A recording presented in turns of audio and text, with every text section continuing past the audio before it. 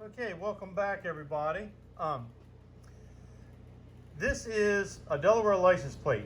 And if you're from Delaware, you recognize the significance of this. If you're not, I'll explain it a little bit. This is a porcelain license plate. It's steel coated in porcelain. License plates in Delaware are a big deal. Not only is it porcelain and it's black and white versus the normal colors of a Delaware license plate, it's also quite a bit smaller. This is your typical license plate. The regular Delaware won't be the same size. And as you can see, it's quite a bit smaller.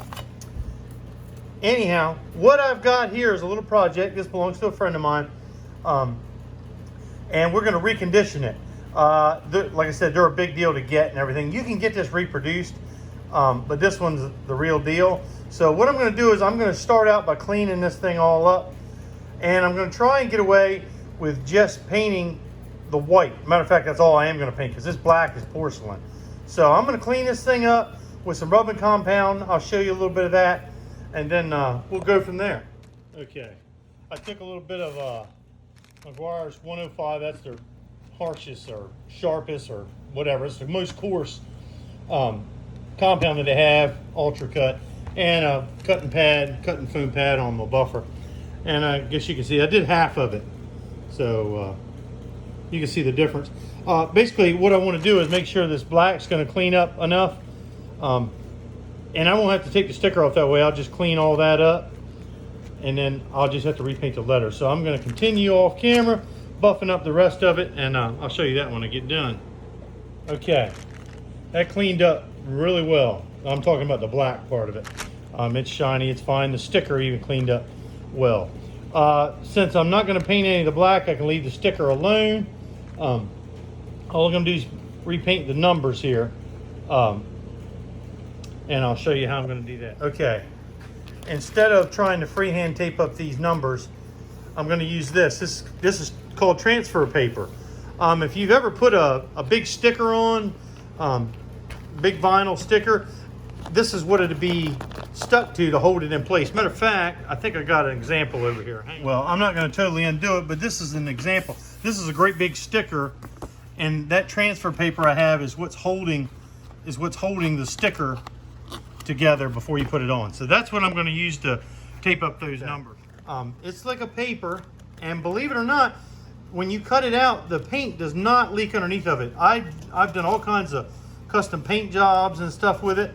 This is not my best work. This is just a filing cabinet in my garage, but that's what I used to tape that up. I just covered the whole thing in that transfer paper and drew out the flames and then cut them out with a razor blade. So it works really well. And as you can see, there's none of it bled through. So that's what we're going to use. Okay.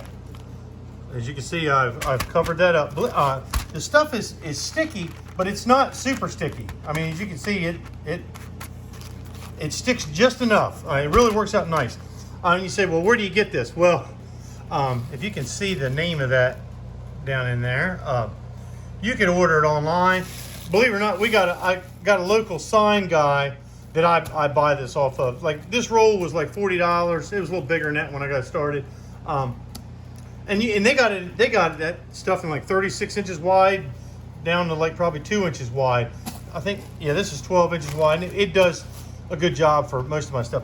And believe it or not, even if you like wrinkle it, if it was wrinkled on there like that, when you cut through it, the paint does not bleed underneath of it. It really works nice.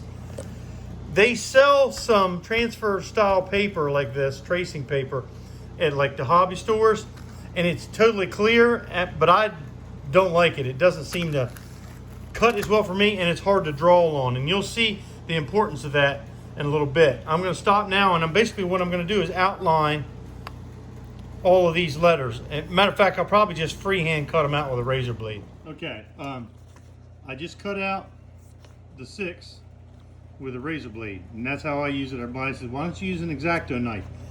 X-Acto knives don't work for me. My hands are calloused and strong, and I'm heavy-handed, and I get too much leverage with an X-Acto knife. I work much better with a single edge razor blade, and if you've watched any of my other videos, I use a brand new razor blade every time. And this very point of this is going to get dull quick because, as I said, this is a porcelain license plate.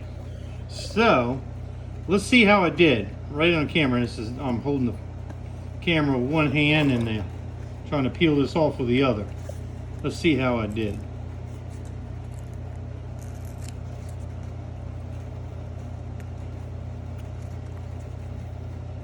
Whoops. Rookie move. I gotta cut the center out of her. Let me turn this off for a second and I'll be right back. Okay, let's try this again. I went back there. Oop. Like I told you, it's just sticky enough to do the job. So it'd be better if I had two hands going, but there we go.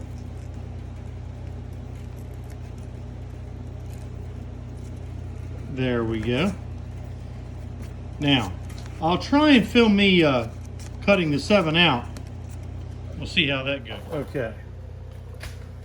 Try and cut this 7 out here.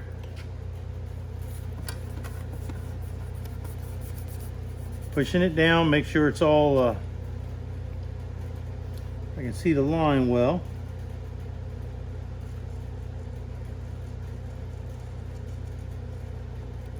Now, this is one of those things that just not everybody can do. And I'm not tooting my own horn or anything, but some people can do this. There's a lot of people that can do it way better than me.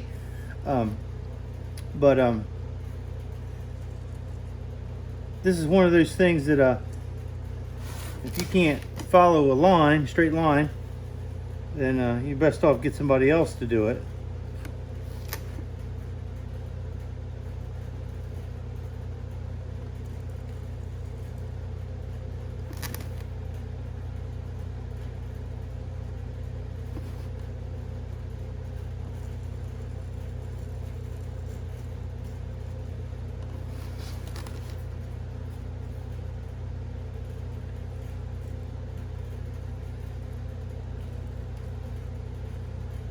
If this wasn't porcelain underneath, I would have outlined it with tape, with fine line tape, and followed the outline of the tape so I wouldn't scratch what was underneath if I made a mistake.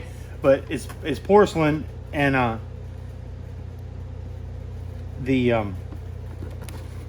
it's not going to scratch that easily.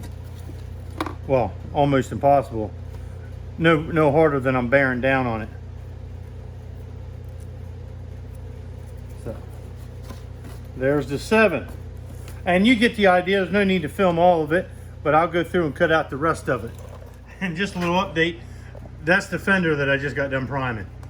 I might be able to get that sanded tomorrow. We'll see. Okay, I got this all cut out. I went around and I just had to use a little bit of fine line tape. I wasn't happy with the arch down at the bottom. As you can see where the white paint is deteriorated so bad, it was hard to see where to cut, and like these are all right, but I didn't like that one. That's why I just put a little bit of tape up there and cut it out. So now I'm just going to go find some white paint. Well, there it is, all painted. I'll untape it and we'll see how it looks. Well, there you have it. Not too shabby. Please leave a comment if you want to. Like and subscribe. Have a great day, guys.